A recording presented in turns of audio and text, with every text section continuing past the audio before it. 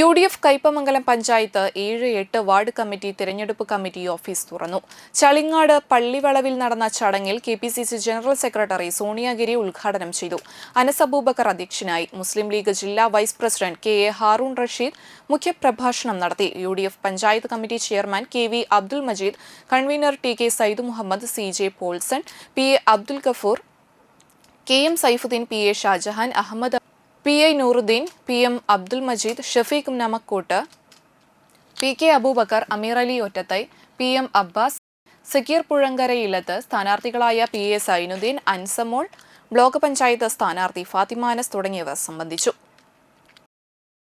കാരണം തുടർ ഭരണമായി നമ്മളിപ്പോൾ തുടങ്ങി വെച്ചിരിക്കുന്ന ഈ നല്ല പ്രവർത്തനങ്ങളെയെല്ലാം ജാതി മത രാഷ്ട്രീയ ഭേദമില്ലാതെ ജനങ്ങൾക്ക് വേണ്ടി പ്രവർത്തിക്കുന്ന ഒരു പഞ്ചായത്ത് ഭരണസമിതിയുടെ പ്രവർത്തനങ്ങൾ തുടർന്നു പോയെങ്കിൽ മാത്രമാണ് ഇവിടെ ഏറ്റവും നമ്മൾ ആഗ്രഹിക്കുന്ന രീതിയിലുള്ള ഒരു സമാപ്തിയിലേക്ക് നമുക്ക് എത്തിക്കാൻ സാധിക്കുകയുള്ളൂ. അപ്പോൾ നമ്മുടെയൊക്കെ ഏറ്റവും പ്രധാനപ്പെട്ട ലക്ഷ്യം എന്ന് പറയുന്നത് ഈ പഞ്ചായത്തിന്റെ ഭരണം തുടർന്ന് UDFന്റെ കരങ്ങളിൽ സുരക്ഷിതമായി ഏൽപ്പിക്കുക, മുന്നോട്ട് പോവുക എന്നുള്ളത്.